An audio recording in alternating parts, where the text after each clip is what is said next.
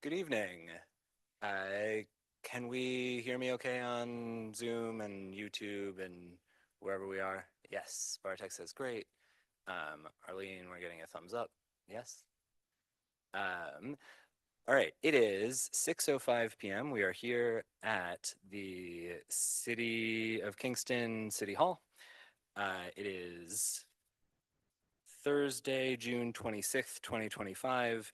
This is the decision meeting for the Kingston Rent Guidelines Board for rent guidelines for leases commencing between October 1st, 2025 and September 30th, 2026, as well as finalization and adoption of the explanatory statement. I'm going to start with, I called the meeting to order. I'll start with calling roll. Noah Kipley-Ogman, that's me, present. Deanna? Present. Arlene? Present. Lee? Present. Mie? Present. Junior? Present. And Carol. Present. We are all here and accounted for. I am going to begin this evening with a prepared statement that will summarize this board's statutory responsibility and will outline some of the data before us. I will then invite the owner representative to present a proposal for a guideline for rent adjustments to 1- and 2-year leases commencing between October 1st, 2025 and September 30th, 2026 for units under this board's jurisdiction.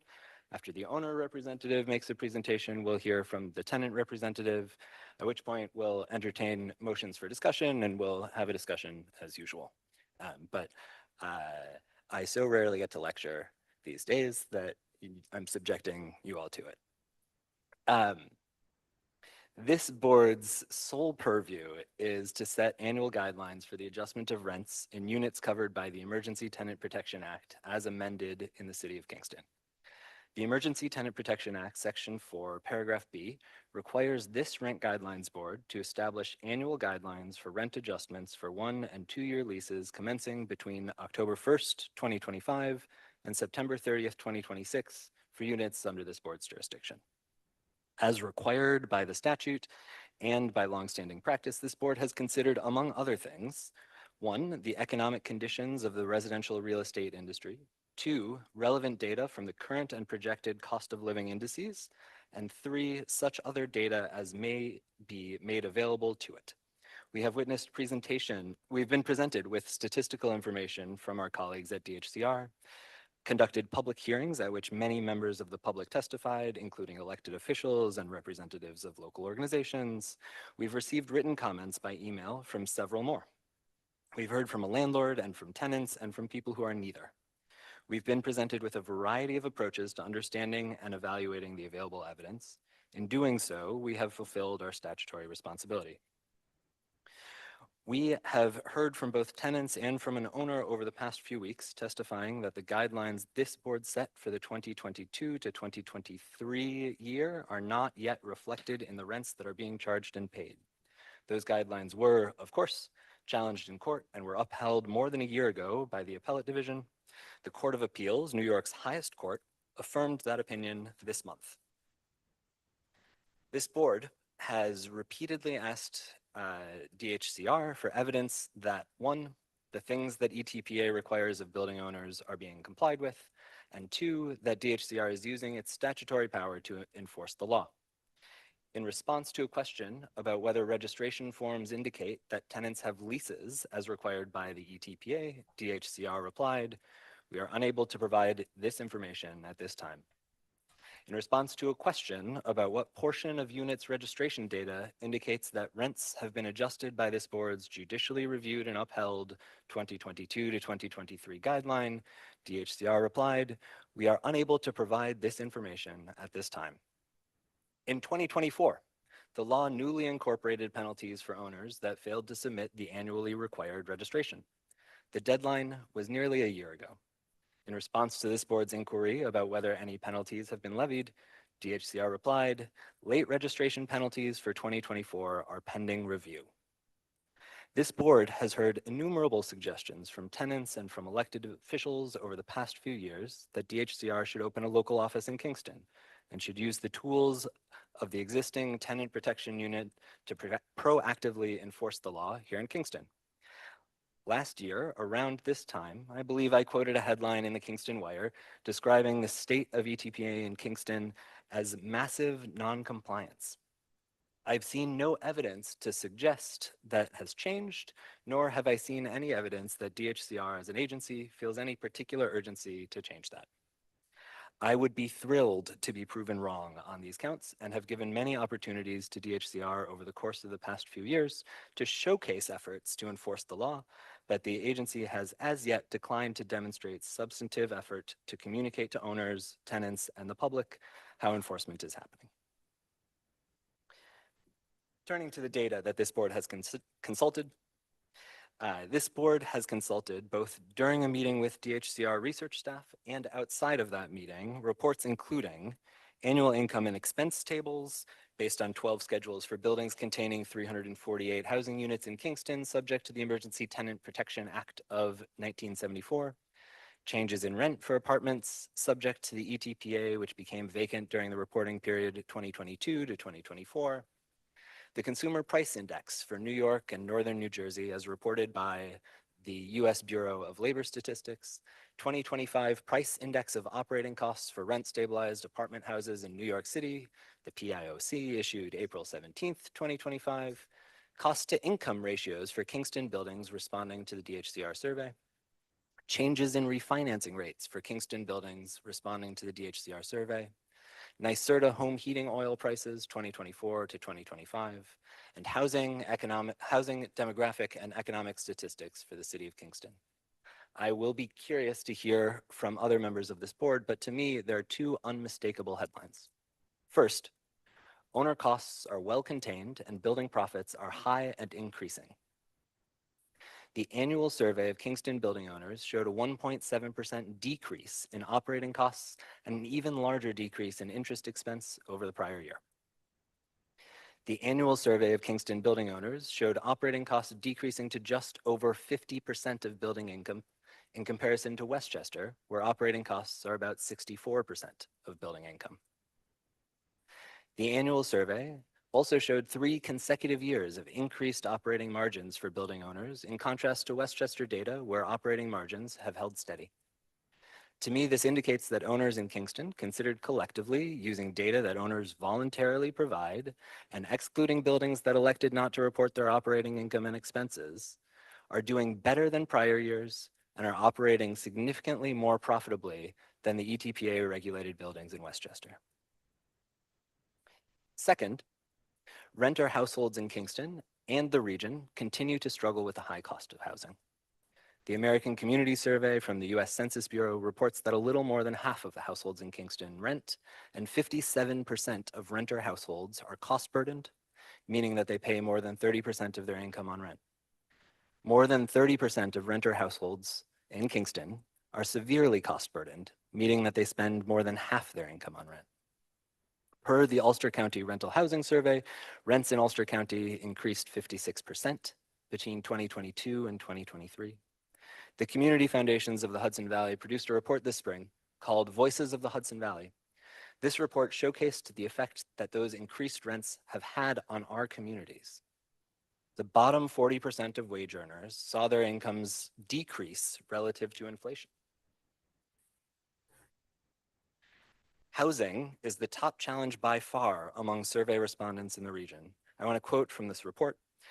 In particular, employers noted difficulty with hiring because they could not pay wages to keep up with the skyrocketing cost of housing. Many worried that the growing gap between wages and housing would exert more pressure on the workforce in the years to come. We heard about this in testimony too. Young people explained that the unaffordable rents kept them from starting families. Older people explained that rents have risen so high that any increase would push beyond the already strained limits of their fixed incomes. We heard from homeowners concerned about what rising rents are doing to our diverse community. That, to me, is the central learning from the research presented in front of this board, the research that this board has collected, and from what I heard from members of our community who testified to this board. And I appreciate your patience with my monologuing, and I want to hand the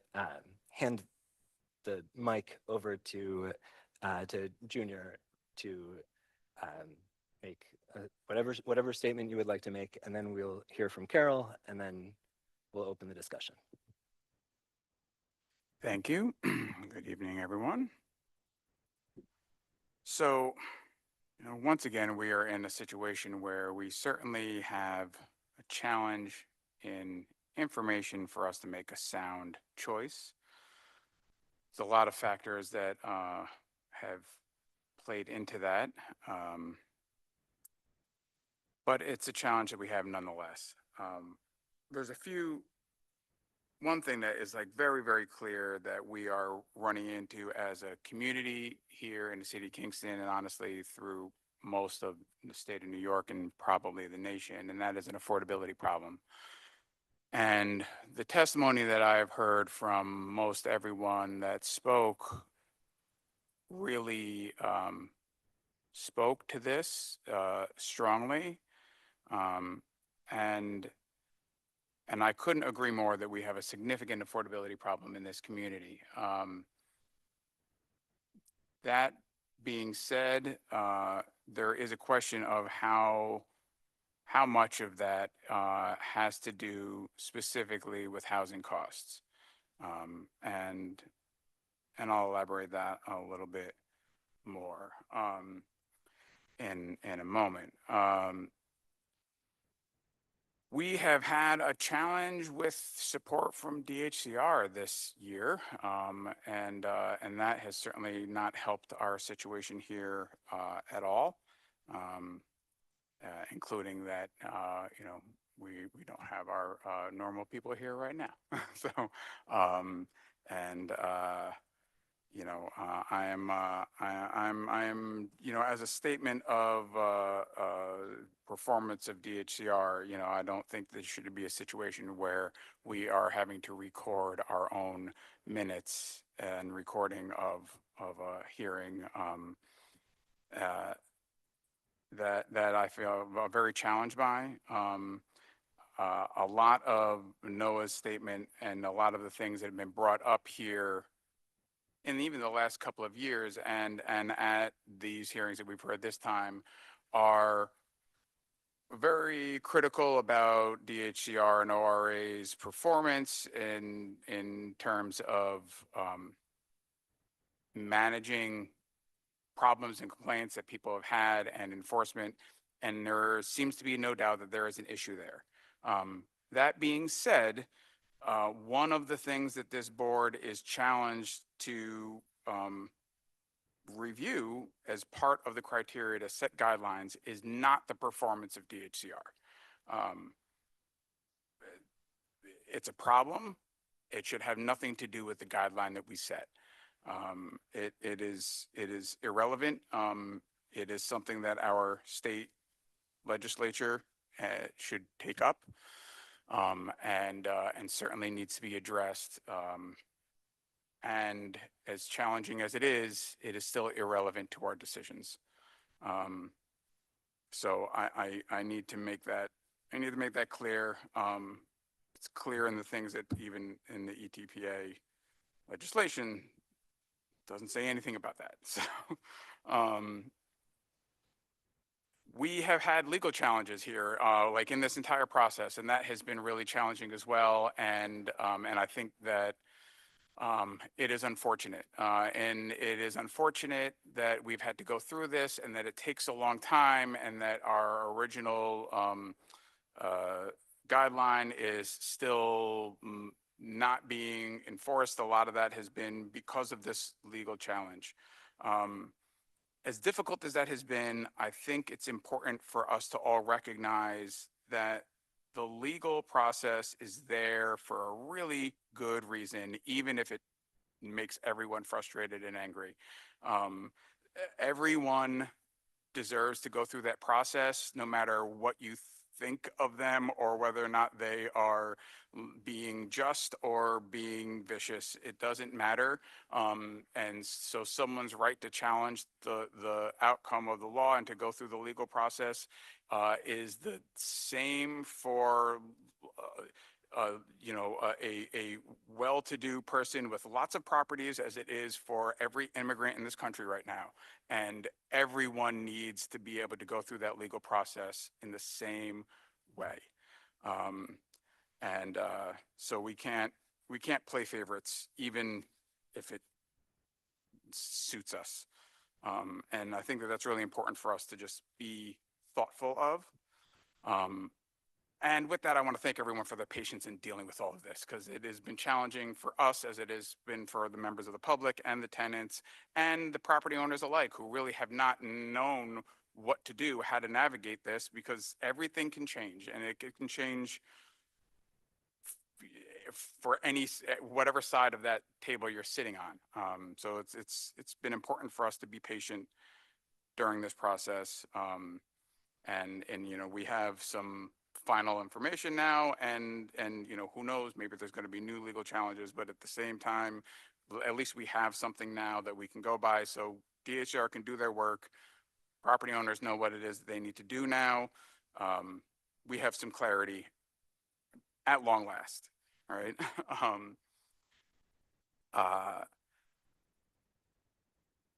Why we're here? The ETPA specifically charges us with the task of setting an adjustment in order to prevent speculative, unwarranted, and abnormal increases in rent. Right? We're here to stabilize rents, unfortunately not address the affordability problem, right? Like, the actual price of rents is not the charge of our body. It is the stabilization of rents, so that people's rents don't change dramatically. That was starting to happen here in the city of Kingston. That's one of the reasons why I advocated to the Common Council for the creation of this board. And that's what we need to be focusing on doing, is making it so that people's changes in their housing costs are stable, incremental, and not surprising. That's what we're charged here to do. We have heard really clearly, throughout this entire process in the last couple of years, that there are a few very, very poor actors, some of which are kind of the reason why I think the community got riled up in order to move this legislation forward to declare the housing emergency and make this happen here in the city of Kingston. And with that, a lot of other properties and owners have been swept up in this process. And I have a warning of unintended consequences that some of my research has found to be turning out to be true. So we have to be thoughtful, unfortunately, of what type of pressure the actions that we have and what we do puts on the choices that local property owners make. And for us, we are a little bit lucky that still a lot of smaller units here, smaller buildings, are still owned by local Hudson Valley, often the city of Kingston property owners.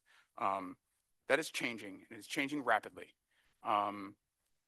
In the last 2 years, we have had a number of properties be acquired by an arena holdings company, a very impossible to find information about company whose only thing that this place says about themselves is Arena Holding is a permanent capital investor in exceptional and private and public companies.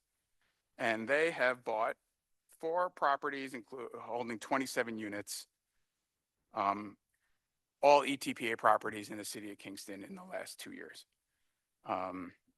And they bought them from people who were previously locally owned operators. And I think we need to think about what happens to our community when we lose these types of buildings to companies that we will never see. Every dime of rent that anyone ever pays will never come back to this community. And these are properties that no one locally will ever have control of again, right? And when we're putting with the level of uncertainty, and maybe I'm going to lose 15% of the rental roll that I already have, like, comes to a local property owner and they don't know what to do, you're in this position of, do I sell now for whatever I can get, or do I run out of money? Do I get foreclosed on, right? Like that's not going to happen to Arena Holdings, and they don't care, right? It is going to happen to people who live here, who, whether they are nice or not, still invested their retirement or whatever it is into a building. And we need to be wary of that. One day ETPA will be gone from the city of Kingston. These properties will never come back. And it's a structural problem in the way that our finance and real estate world works. We need to be thoughtful of it. And I'm quite concerned about that. So I think that we can support our local property owners. And I think that there is a way that we can do it to the best of our ability. We have some flexibility in the law. And one of the things that our enabling legislation lets us do is rent guideline boards shall establish annual guidelines for rent adjustments, which at its sole discretion may be varied and different for and within the several zones and jurisdictions of the board. Last year, I presented a way to think about the properties under purview of this board in some different ways, using the city's zoning code. I propose that we do that again, look at that again. If we create guidelines that are separate for special districts, SD, transects, and all other transects, all but one of the properties that we hear regular complaints from are in those SD transects. That's 305 Hurley, 90 Fairview, which we really don't hear complaints about, 500 Washington, and 160 West Chestnut. I think we can all agree that is where almost everyone's complaints come from one of those properties. There are exceptions, but few. Many of the other properties are owned locally, not all of them, probably only about half of them, honestly, still at this point in time. But and knowing that those property owners have not seen any change in income in a while, we don't know which properties are reporting to us, because one, we don't get a whole lot of information. The information that we do get from DHCR and then from what is self-reported, even what was reported by property owners, there was still, we still got 5% of that information we weren't able to see because, for just the way that DHCR goes through their process, we weren't able to get that information, mostly because there were new buildings. I think we could get that information. That's the process that DHCR goes through. We didn't get any clarification on why. I get it. If we were in New York City, it would be a very different scenario. It'd be a big lift. Here, we're just trying to talk about putting together numbers for a couple of buildings. I think it's possible. State doesn't seem to agree. So, um, so with that, really all we can go by is information that we know, right? We know that the school board just just adopted a very large budget, and school taxes are going to go up significantly this year. We know that all of these properties are non-homestead properties and therefore pay a disproportionately larger amount of school taxes than other properties in the city of Kingston. We do know that energy prices have been rising over the last number of years, and a number of these properties do include heat. So with that, I propose that we set two guidelines, actually three guidelines, that we separate our guidelines into both guidelines for properties within and not within SD transects, as defined by the City of Kingston's zoning code. And I propose that for properties within the SD transect that we have a 0% adjustment for both 1 and 2 year leases. For those properties outside of the SD transect, I propose that for those properties that do not include heat in their rent, a 2% positive adjustment. And for those properties that do include heat in their rent that are outside of the SD transect, a 5% positive adjustment, both for 1 and 2 year leases across the board.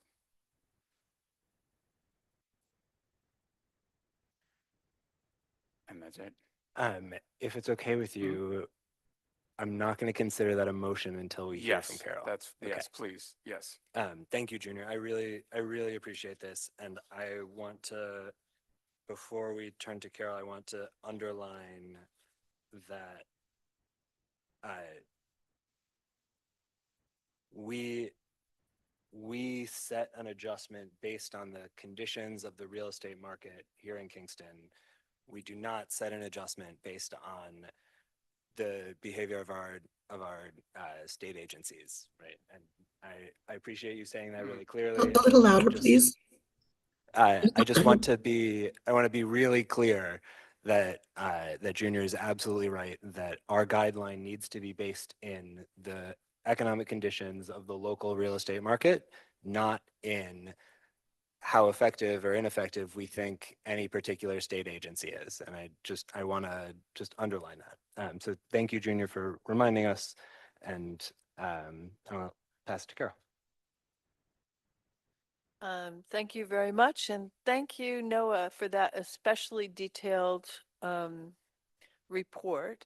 And yes, I agree with many things that both of you are saying.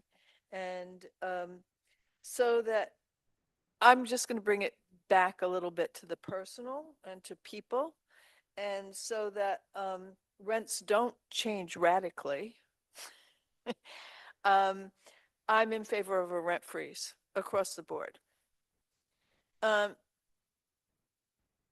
make the same speech every year because the objective communities of the community I seek to represent have not changed.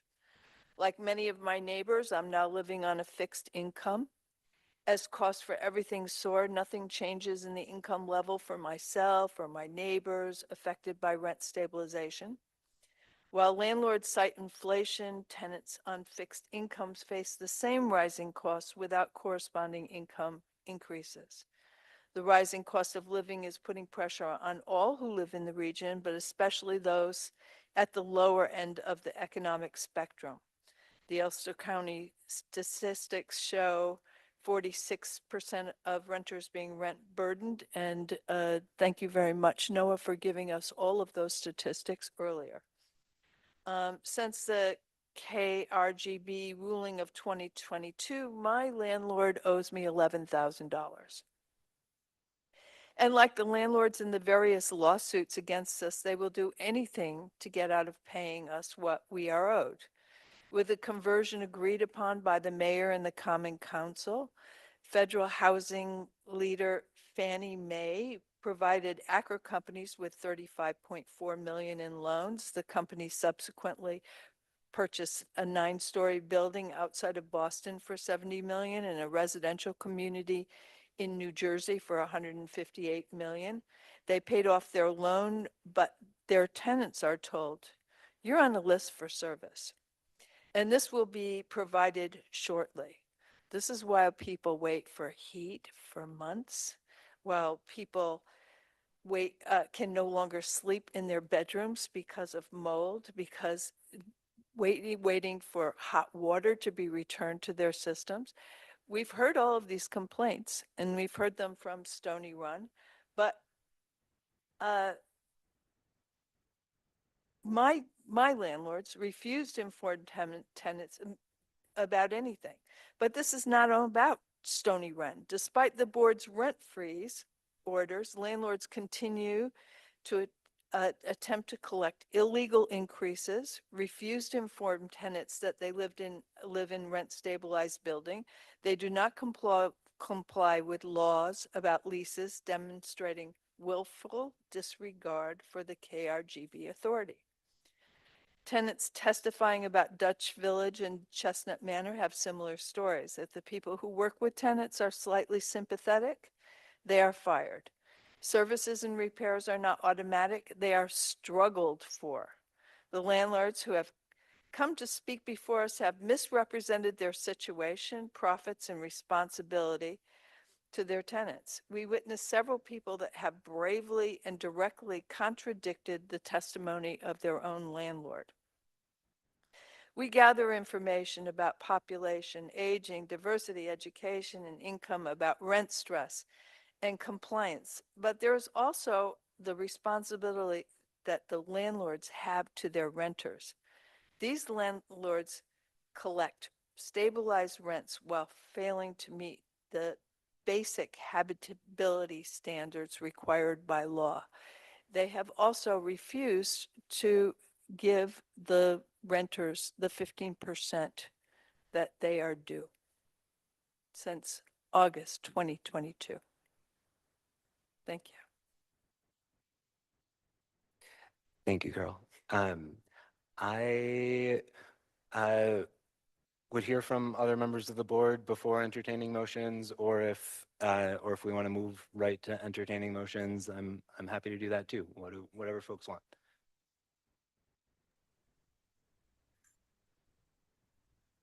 Let's go to the motions.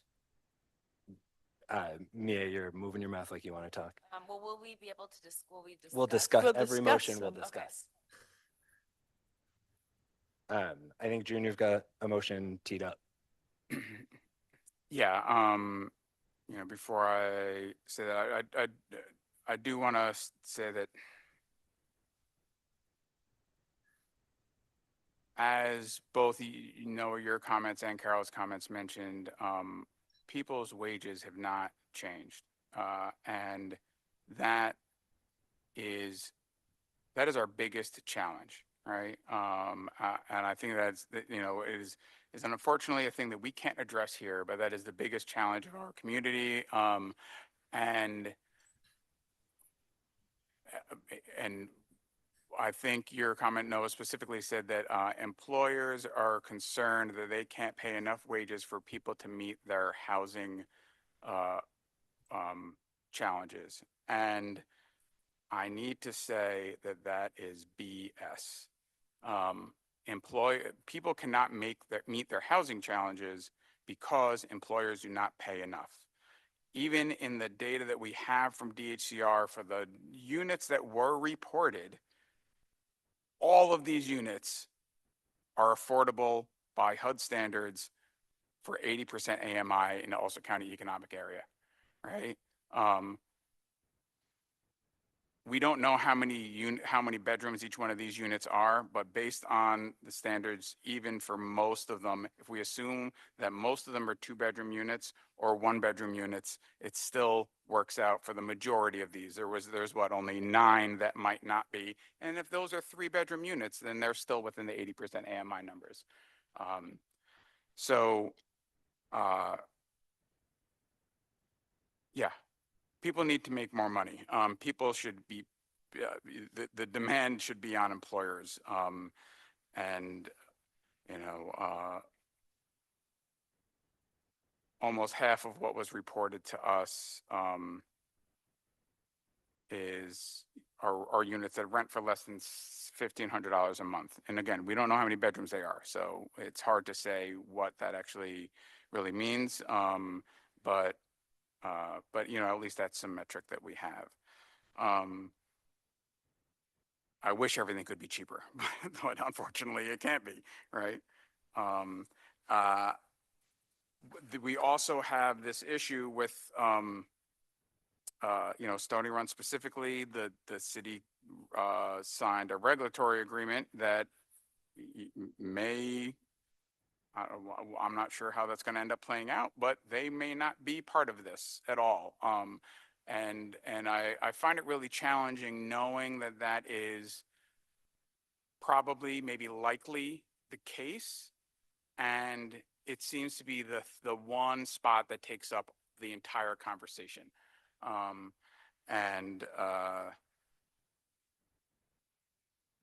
You know, if we could look at this without thinking about that property, I think it would be different, right? You know, it's terrible what's going on there. I don't disagree with any of that. It's also may not be relevant. Like, that's part of the problem, right? You know, that being said, I will make my motion to set our 2025, 2026 guideline in 3 steps. One being that for properties included in the SD Transect, which includes 305 Hurley Avenue, Stony Run, 90 Fairview Avenue, Fairview Apartments, 500 Washington Avenue, which is what, Dutch Village, right? That's what that one's called. And 160 West Chestnut, which is Chestnut Mansion, and 1 Millers, which is, I think that's Camelot. Is that's the name of that one, I think? Yeah. But so anyway, that comprises of 664 units under the purview of this board. And for those properties within those districts, a 0% adjustment for both 1 and 2-year leases. Remember, that is 2/3 of all of the units under the coverage of this board. For those remaining units that are outside of the SD Transect, I propose a 2% positive adjustment for both 1 and 2-year leases for those properties that do not include heat in their rent, and a 5% positive adjustment for those properties that do include heat in their rent. Thank you, Junior. Is there a second? This is Arlene. I second. Any discussion of this motion? I have something to say. I have my voice is gone, so please bear with me. And also, I wrote what I'm going to say before hearing you, and perhaps things are being repeated. I wrote is that I will not vote for across the board rent freeze, and I urge the board to vote for Junior's excellent suggestion. It seems to me that some speakers urged a rent freeze as a form of punishment. I don't believe it is the duty of this board to punish all landlords because of some bad landlords and because of what's going on at Stony Run.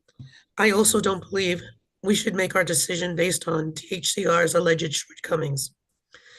Through the price, through the 2025 price index of operating costs, we have evidence that landlord costs have gone up, and we have been told that the data we received from the few landlords who answered the survey are not statistically reliable.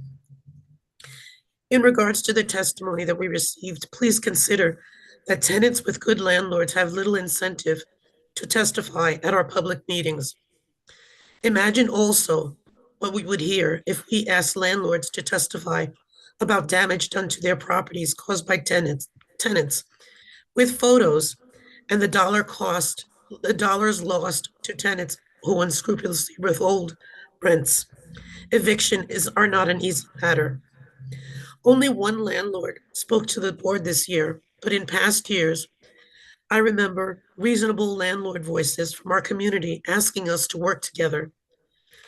Considering the comments we heard from the tenants, let us consider that they will have monetary relief from their straits when the decisions we made in the past are enforced.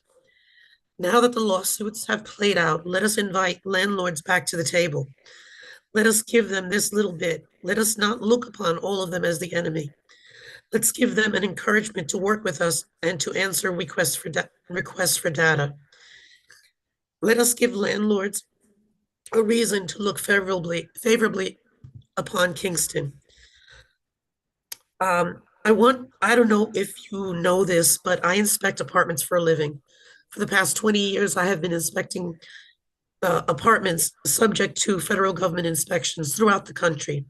I have inspected thousands of apartments, many of them low-income housing, many New York City Housing Authority apartments. I have met countless managers and maintenance workers.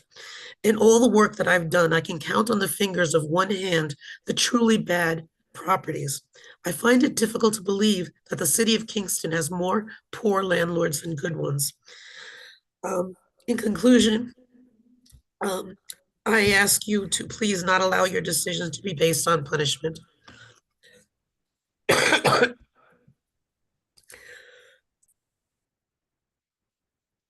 Was I heard? I'm sorry about Yeah. my voice. Yes. No, loud and clear. I think Yes. we're digesting your really important comments. Thank you, Arlene. May I respond? Yeah. Hi, this is Lee Dotson. So I'm troubled by this presumption that punishment would be involved in any decision that this board would make.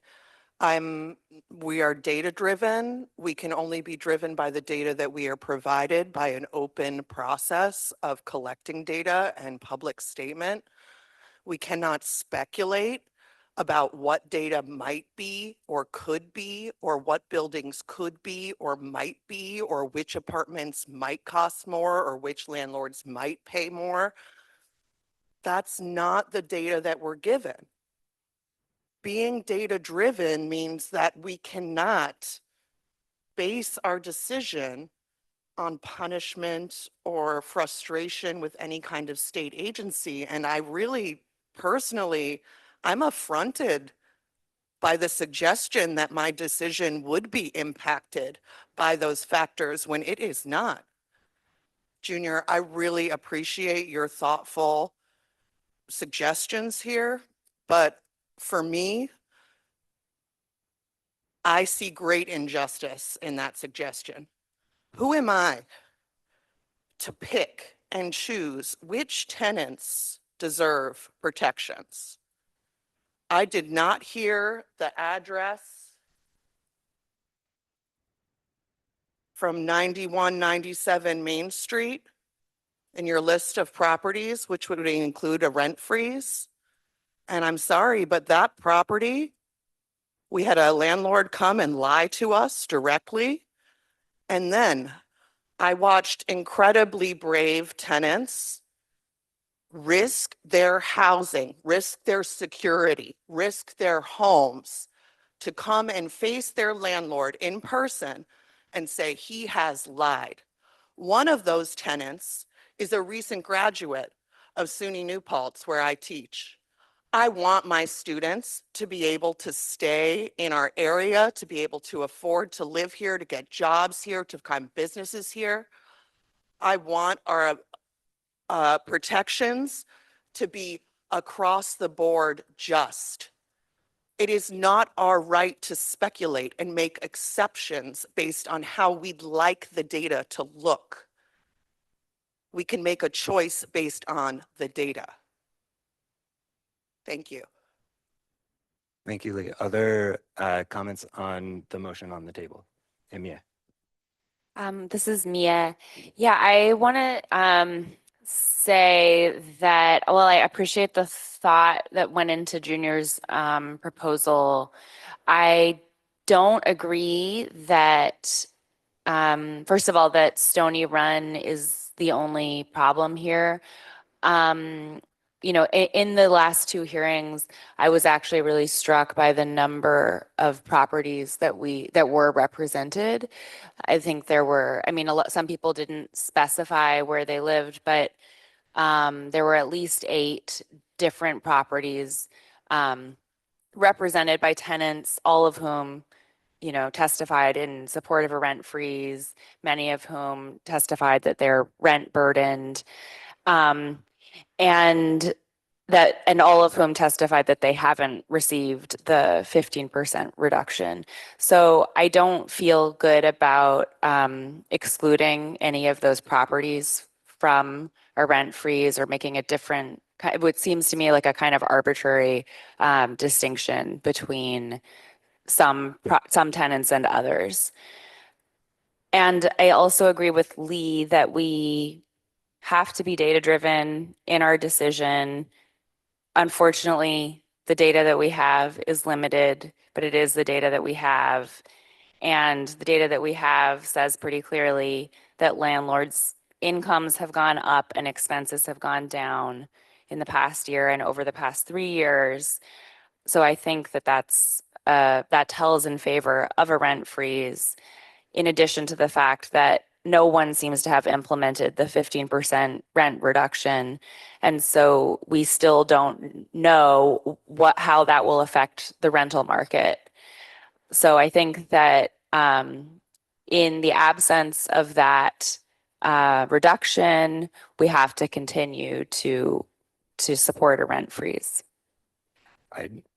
Before I pass it to Carol, who I know you were ready to speak, I do want to make a point of clarification, which is that in the survey data, we saw evidence that at least 4 apartments in the buildings that responded to the survey had lower rents upon renewal, at a vacancy renewal, than they did for the previous tenant. That is something we know was reported in the survey. I don't know if that means that those units appropriately reflect a negative 15% adjustment. I don't know if that means those are the only units that, right, like that's the data that we have, but I think we can't say no units have gotten a negative 15% adjustment. We have evidence that at least 4 have had a renewal, have had a vacancy lease offered at a rent below the previous tenant's lease, right? Which could mean anything. We don't know what it means specifically, but Yeah, thank you. I appreciate that correction. But I guess we haven't heard anyone testify that they have received a 15% reduction, and we haven't heard any landlord, when asked, testify that they have offered that 15% reduction. oh no, I think your broader point was exactly accurate, but just the not all. Carol, you were ready to talk. I also, I so support the statements that Lee made. I feel a little bit affronted by the thought that any of the I'm having trouble statements hearing you. Oh, okay. I feel a little bit affronted by any of the statements that I made would represent punishment of any kind for the landlords.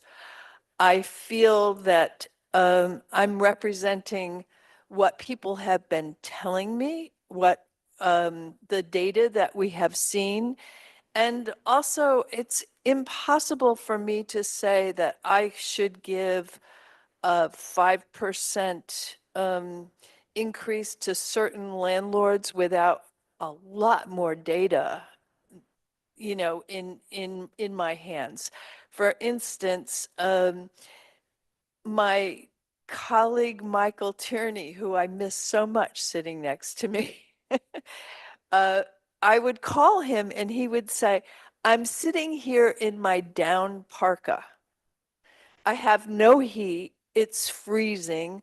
The wind is blowing right through this window. I have blankets over it. And so I can't tell from zoning whatever's what the actual circumstances of the people, the tenants in those apartments are. So it's it's an interesting scheme, but it would have to be so much more elaborated to really be under consideration by this board. Just to respond also, I mean, I would love for the landlords to get in on this. Like, can we get some more landlords to give us data? Can we get some more landlords to fill out the survey? That would be wonderful. We would love to hear from you. We want you at the table. We need to know what you know so that we can help it inform our decisions.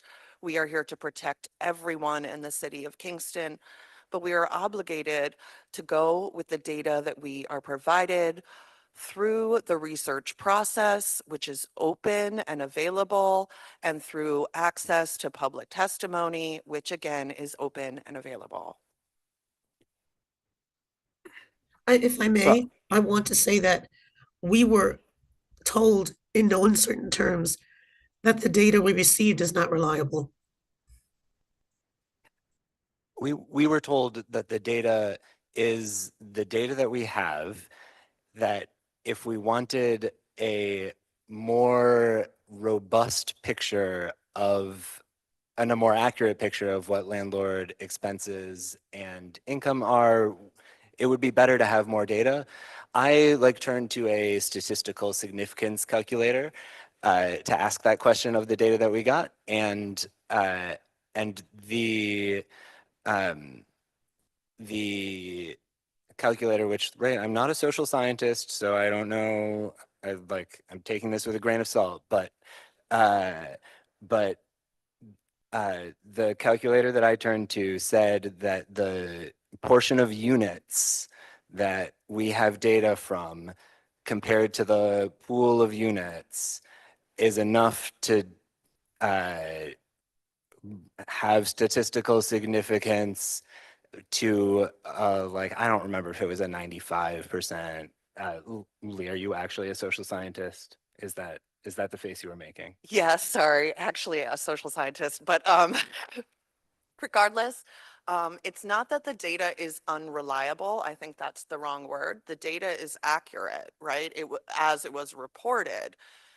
The statistical significance of the data based on the number of responses that they processed is another matter. And that's something that we have no control over, right?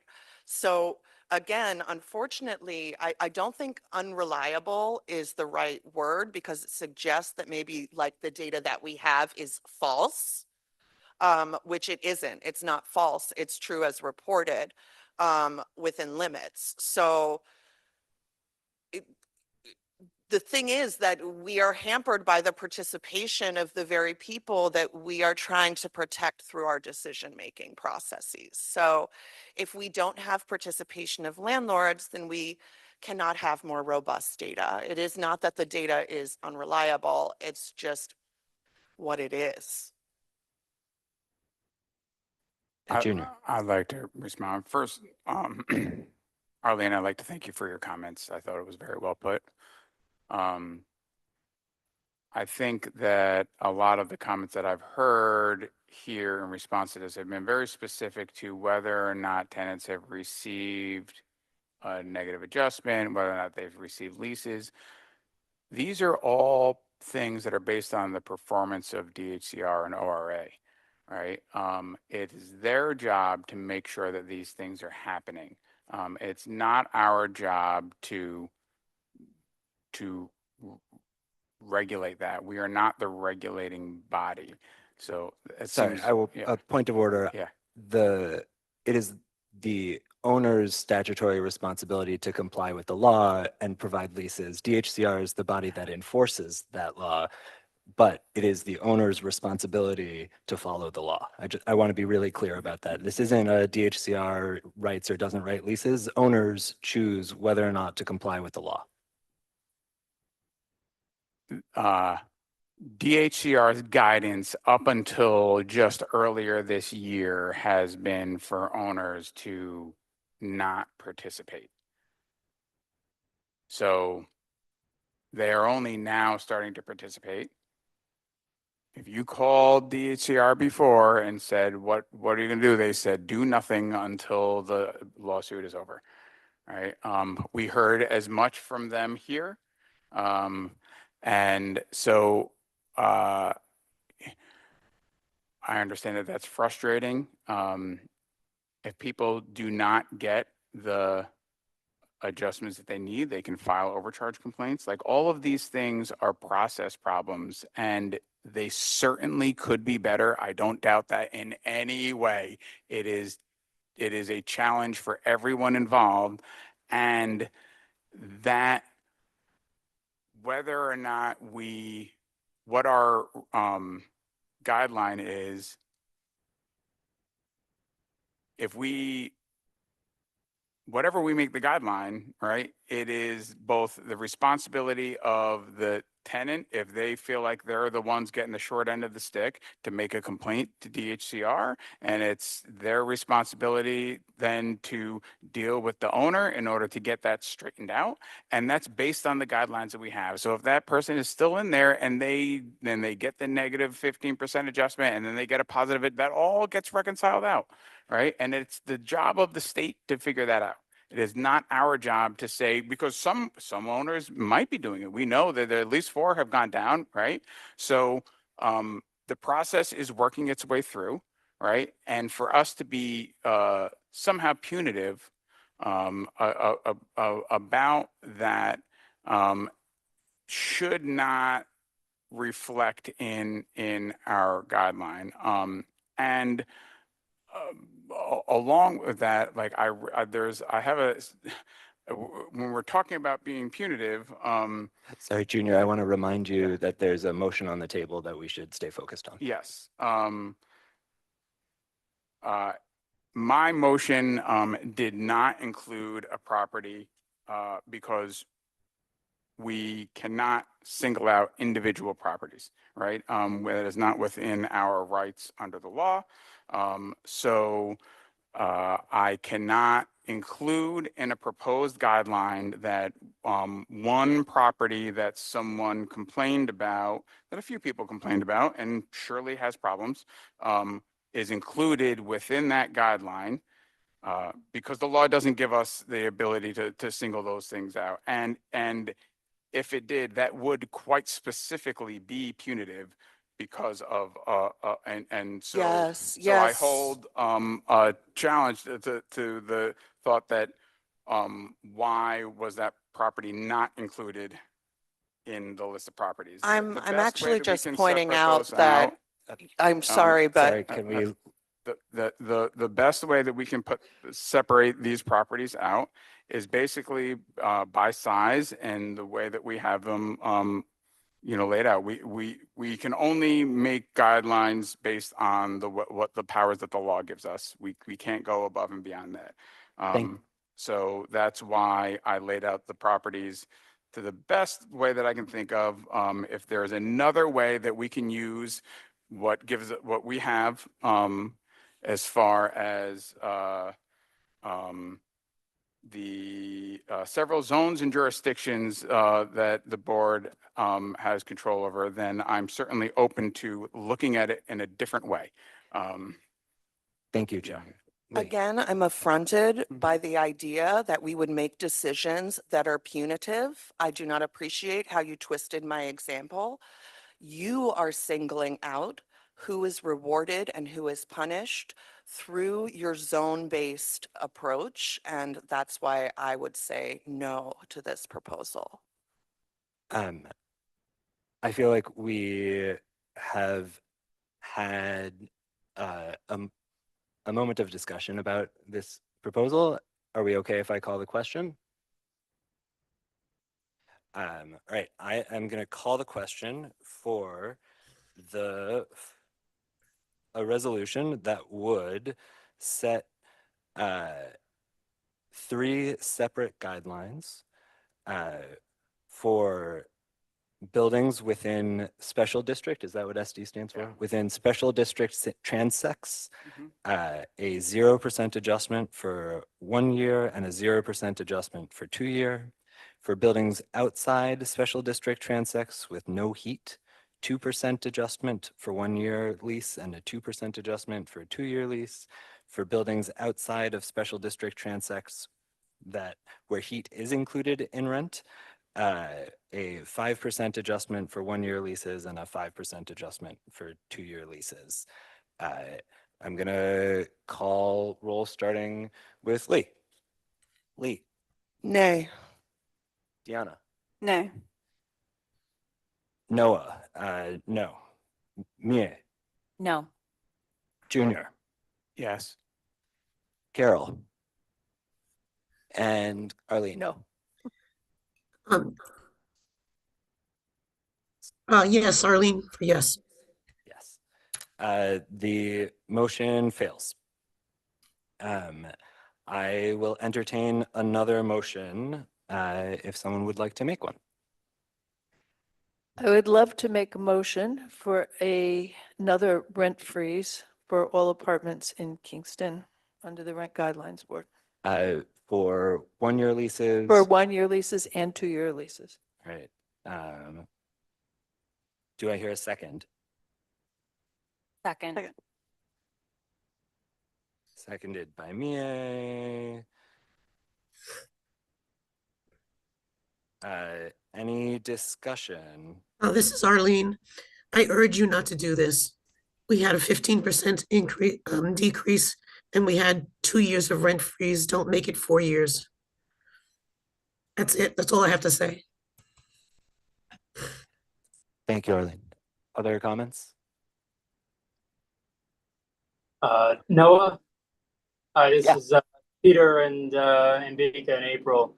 I just want to clarify, I did circulate a model resolution that includes the adoption of the draft explanatory statement as well.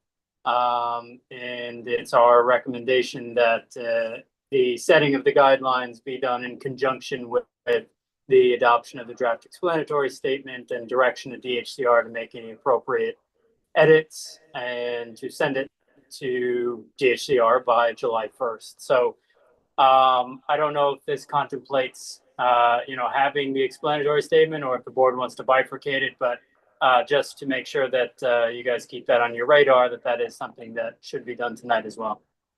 Thank you, Peter. Carol, may I make a friendly amendment to your motion?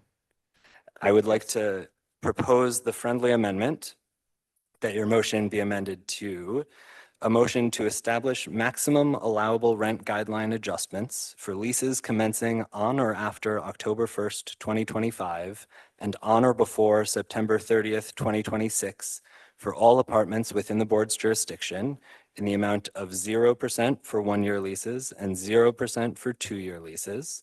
Further move to adopt the explanatory statement and findings substantially in the form submitted by DHCR staff to the board on June 25th, 2025, and to be modified by DHCR staff to reflect the adopted rental adjustments and the voting record from tonight's meeting. Further motion to direct DHCR staff to send the final explanatory statement to the acting deputy commissioner of DHCR on or before July 1st, 2025, as required by ETPA Section 4. Excellent. Yes. So you accept the friendly accept amendment? that, yes. Perfect. All right. So that is the motion that we are discussing. Thank you, Peter. Thank you, folks, for keeping us honest. Further discussion? Yeah. I support Carol's motion because all of the testimony, I mean, so we're supposed to make our decision based on data, the data that we receive from the state and the data that we gather through our hearings that people bring to us.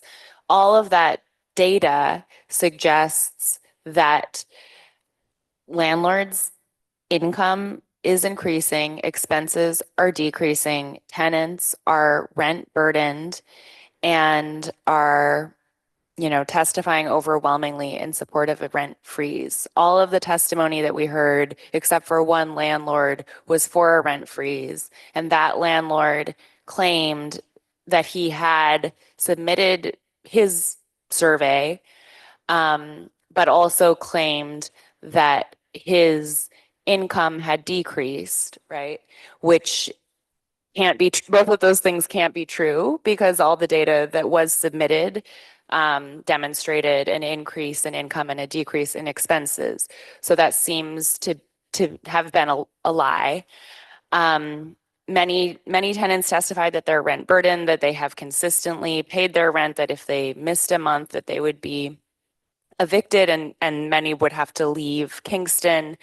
And so I think that what we have demonstrates to us that there's still a housing emergency in Kingston, and we need to make a decision that's aligned with the data that we have, not the data that we wish that we had or that we think might be out there.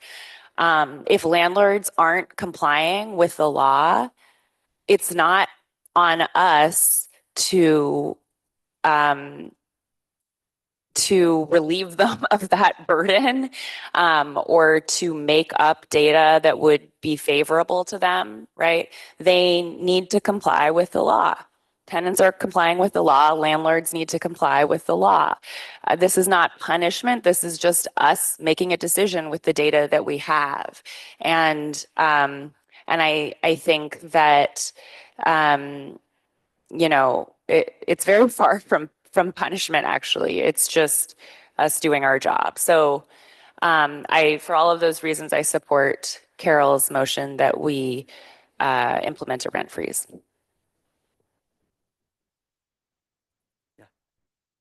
I just want to make a clarification on the way that we receive the data, which is I brought up in our data meeting. But let's say maybe this guy that testified lied, maybe he didn't, but the data wouldn't tell us whether he did or not because of the way that it's reported to us. So he very well may have had a loss, and it could be 100% included in this. So making a statement saying that the data shows that he lied is entirely misleading. So I just want to be clear about that, right? That's not, we are troubled with the way that that this is reported. It's not very useful to us. It's not that the data is wrong, it's just not very useful. And it is not very useful because that guy may have been 100% telling the truth and we would never be able to know. So. Deanna. Yeah, I just want to say that, it is really hard, like, if landlords don't provide the data. Like, I saw, like, tenants handed us, right, the documents that they compiled, that took time for them to, get together. And I'm sorry, but, like, yes, we had a couple landlords come, but, unfortunately, they have the money to pay a representative, right, to do that work of also maybe like complying with whatever they have to comply. But they're still not providing that info. And so I heard from a lot of tenants saying, like, any increase will, make them become homeless. And, we already have a big homelessness problem. We don't want any more. So I think, like, we have to protect, all the tenants as possible. And hopefully in the next year, whatever, when they have to submit data, they actually do it this time. They have given be given a lot of opportunities to do it, and they still haven't done it. And I think that shows to that, they're just really like I mean, if they would really care, they would be up here also like spending the time the same as the tenants that probably lost income to the time that they spend here giving their public comment. And so I think like we really have to, put that into the equation, like everyone said, like it's not punishment, it's not, but that's what we got. That's what I heard. That's what I saw. A lot of people come up here and say like, more than 30, 35, 40% of my income goes to rent. And, I have a family and I tell you, yes, everything is so expensive. So even like more of the income going into rent is, yeah, I don't see how that would, favor these families with children. Thank you, Dion. To me, I look at this data and I think about our responsibility as a board. I think Junior, you're right to bring us back to what is the point of rent stabilization, and you're right. It's to ensure more stable, more predictable rent rates as in moments where the rental market goes out of whack, right? And Kingston opted into ETPA as amended by HSTPA because we were in a moment when our rental market was out of whack, right? And we saw that as Kingstonians. We saw that as we heard folks testify over the last several years. And to me, one of the key responsibilities of this board is to recognize that a broken rental market into a broken rental market, the tool that the state and the city has to more delicately balance the interests of owners and of tenants when a market isn't adequately balancing the interests of owners and tenants in service to community needs, right? Our responsibility is to balance the interests of owners and tenants. And to do that, we review economic data, we hear from members of the community, and looking at this economic data that we got from landlords, I see buildings in Kingston in aggregate, right? We are not, the statute does not allow us to single out buildings. The statute does not allow us to learn about individual buildings and pick and choose.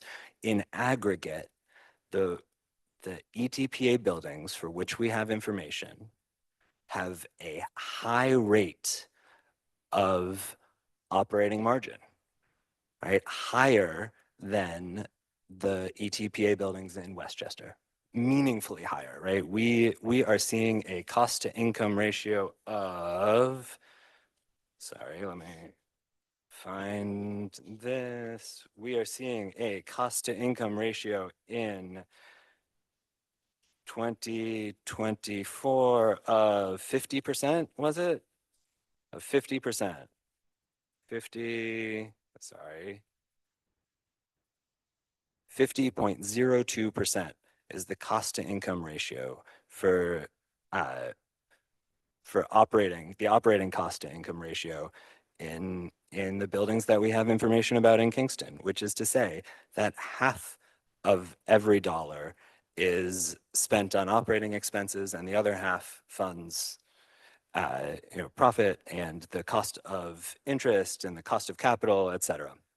In Westchester County, for the last several years, that rate has been 64%, right? 64% of the income that ETPA buildings in Westchester have brought in has been spent on costs, right? Buildings in Kingston are hugely more profitable than buildings in Westchester.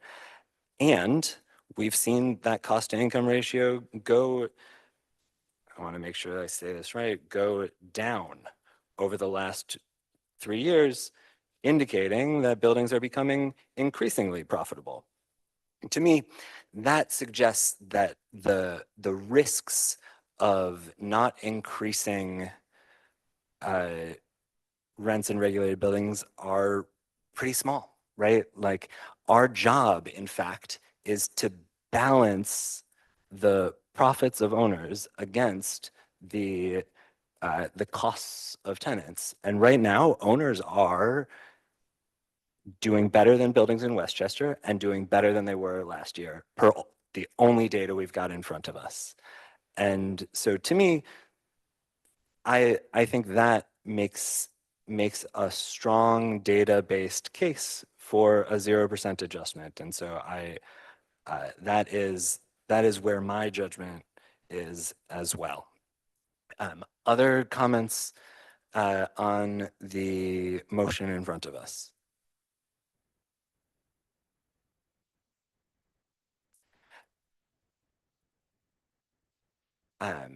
I will call the question, and we will go the same way. Lee, Yes, sorry, do I need to remind us what we're voting on? yes, go ahead and remind us one more Okay. time.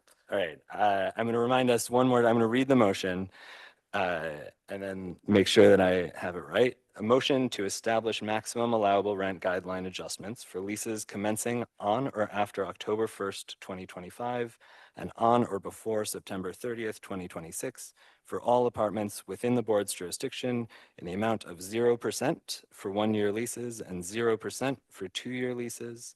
Further move to adopt the explanatory statement and findings substantially in the form submitted by DHCR staff to the board on June 25th,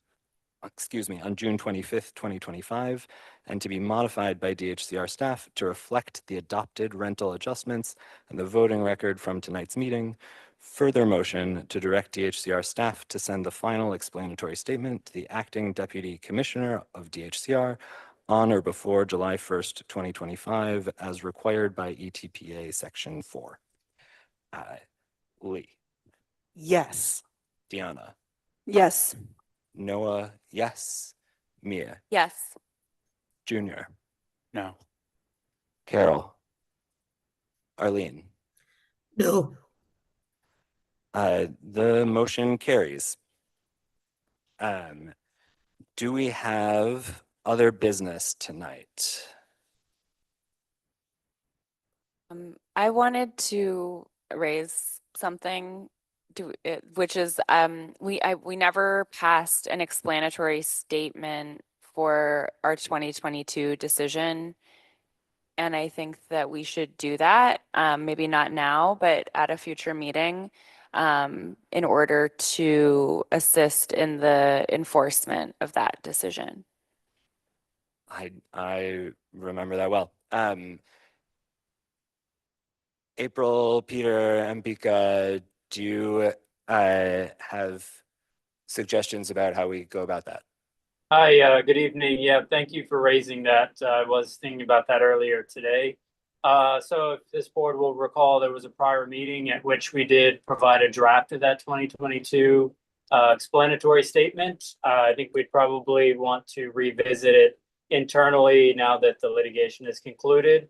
But we can certainly circulate that to the board. And I'm not sure that there's much urgency really to get this in, even before spring of next year, unless the board feels compelled to. You could certainly set a meeting to do so after we send you the draft. The law is pretty clear, as we've talked about previously, that the guidelines are in effect regardless of whether the explanatory statement is submitted by the board. So we will work internally on finalizing that and sending an update to the board, and then the board can determine themselves whether they want to schedule a meeting thereafter, whether it be sometime later this summer or in the fall, the September meeting you guys usually do, to meet, discuss, and pass the explanatory statement if it's acceptable to the board. I would also love an update on on enforcement and how, like, what the process is for people learning about how do they implement a negative 15% adjustment as owners. How do they work with their landlords as tenants to make sure that they get the adjustment if they're entitled to it? Do you have a plan or a communication piece ready to go about that? I can't speak to whether we have a communication piece ready to go on that. I can just speak in a generality that if you're a tenant who is entitled to a negative 15% rent adjustment, because you were entitled to a renewal lease during that time period for which this board set the negative 15, then if you get a renewal lease that doesn't reflect that, you should be filing a lease renewal complaint with DHCR, which would encompass the scenario in which a tenant is not being provided an appropriate lease renewal reflecting the appropriate rent guideline. I don't know what else I can say on that. I mean, I'm not sure internally whether there is some sort of document being drafted, but we can certainly get back to the board on that. But in the interim, the most important thing that I think that we harp on every time we talk about enforcement, and this board's raising concerns about DHCR's enforcement efforts, is it's critical that we receive complaints from tenants if they're in scenarios where not just the lease renewal issue, but also services, overcharges, things like that. Yeah, on that point, I just want to raise that some things that we heard again and again in the hearings were that, in fact, many tenants have filed complaints with DHCR that haven't been processed. They don't have any sense of the timeline for when or if they will be processed. One tenant organizer testified that she's helped over 100 Kingston tenants file overcharge complaints. But we keep kind of hearing from you that no one's filing. So there seems to be a big disconnect, and Well, I think we really need to understand what's happening there.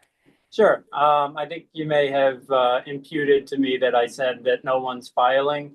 What I in fact said was it's critical that any tenant who's in that scenario does actually file the appropriate complaint with our agency so that we're able to take appropriate action. I think that earlier this session, we did provide extensive documentation about how many different complaints we've received and where they are in the stage of processing. I think we can reasonably say that that's comprehensive of what we've received as far as complaints from Kingston tenants.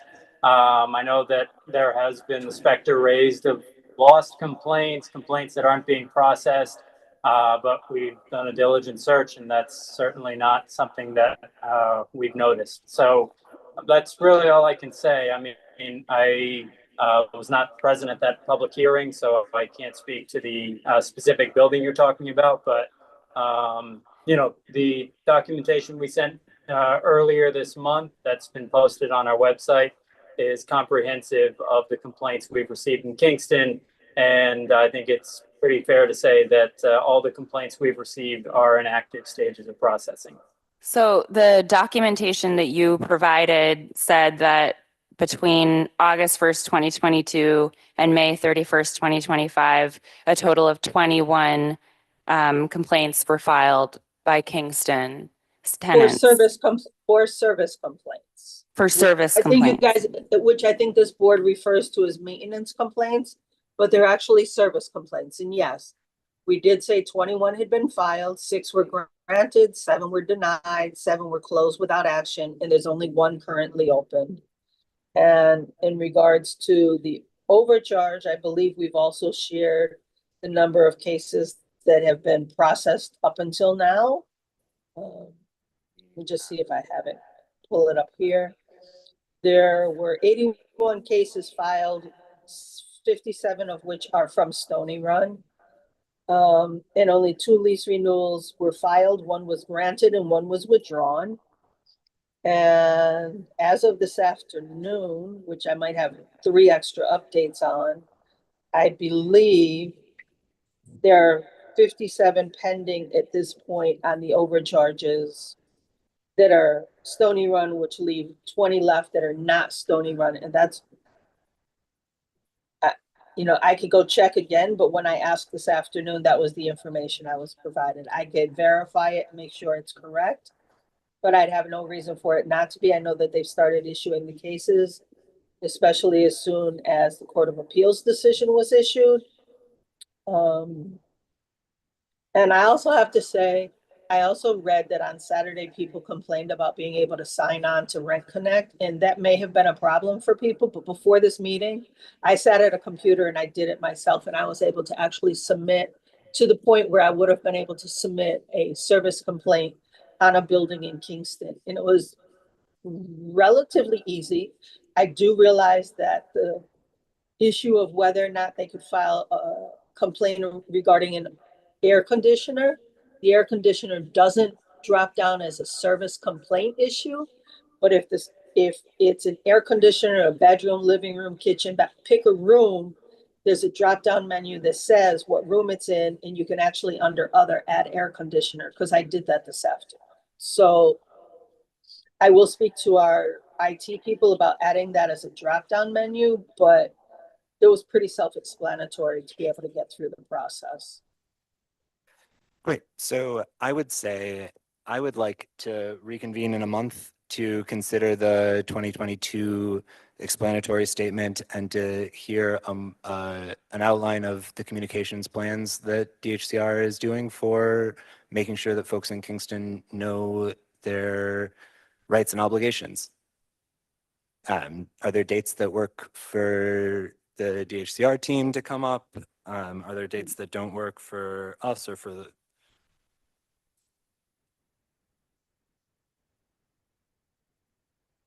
Well, I guess what I can say on our end is we are in the midst of closing up the Rent Guidelines Board season for 3 other boards besides this board. I just literally came from the White Plains City Hall to join this meeting.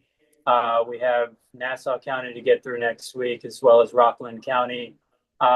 And all of that takes a lot of agency resources to get through. And we have asked the research and analysis unit to prepare explanatory statements. So like this board did tonight, you can pass the explanatory statement at the time you adopt the guidelines. We will have to liaise with them and work with them, figure out what their schedule is. So I'm not really sure that we have the ability right now to set a date for an explanatory statement adoption meeting.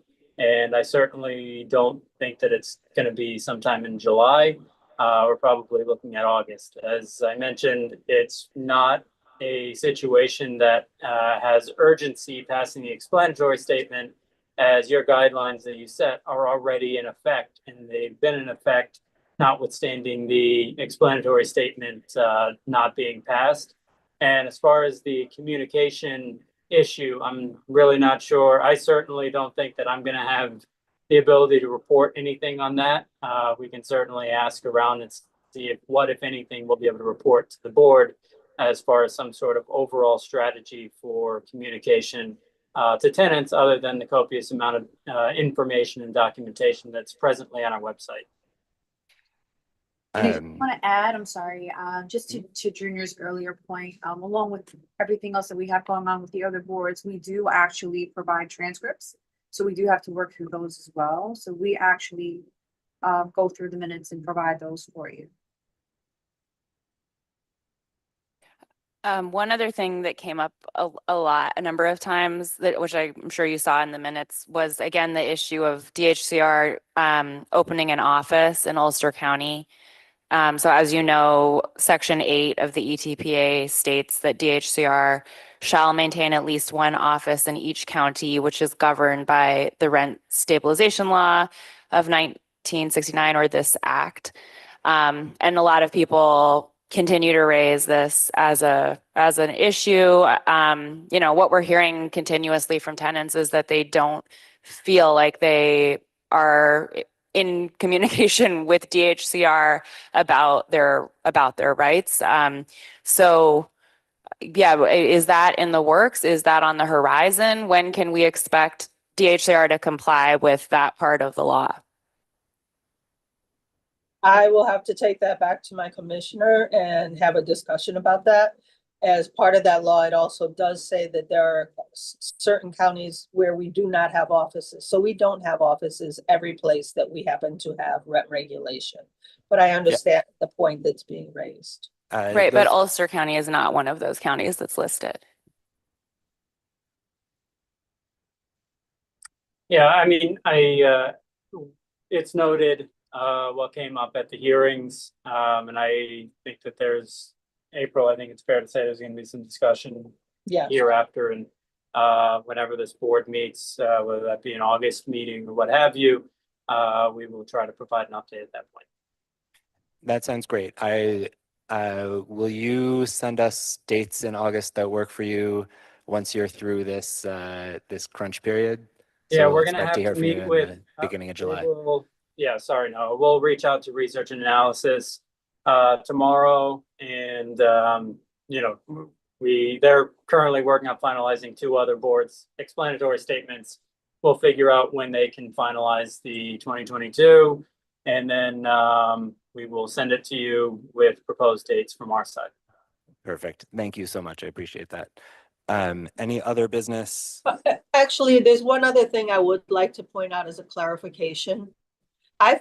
Except for this particular season, I don't think I've ever missed a meeting in person in Kingston.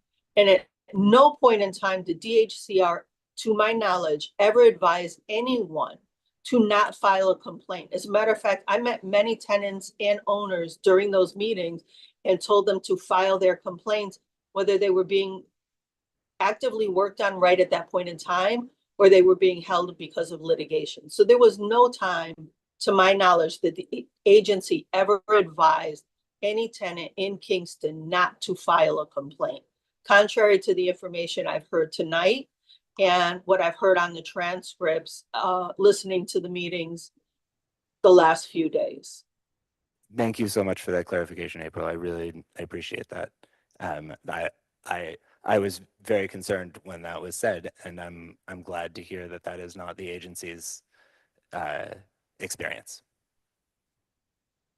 Any other business before we close? I will entertain a motion to adjourn. I make a motion to adjourn. And is there a second? I'll second. And no discussion needed. All in favor, just a voice vote is fine. Aye. Aye. Aye. Anyone opposed? Hearing none, this meeting is adjourned. I want to thank DHCR staff and DHCR leadership for making this whole process possible and for the hard work of collecting data and collating it and recognizing its limitations and bringing it to us anyways. It is the core part of how we can do our work. And I want to thank our colleagues at the City of Kingston and at the Kingston Library for hosting our meetings, especially Bartek, who's not hiding behind the desk anymore, but especially Bartek, who, as usual, has been extraordinarily generous with his time. I want to thank the folks who ensure that we have accurate records of our meetings and hearings. And I want to especially thank my colleagues on this board for the devotion and care and the constructive disagreement that we do. I'm proud of the way that we bring diverse perspectives and manage disagreement here. And I want to express appreciation for everyone who has participated in this process. By attending meetings, by attending hearings, by testifying, by providing written testimony, by helping us balance human experiences and perspective with our impersonal data. And I very much want to express my appreciation to our colleagues at the Freeman and at the Kingston Wire, whose excellent reportage is much appreciated. So thank you, Brian. And with that, I'm gonna turn my mic off and let us all go home. Oh, it's 7:38 p.m. In case that matters. Thanks.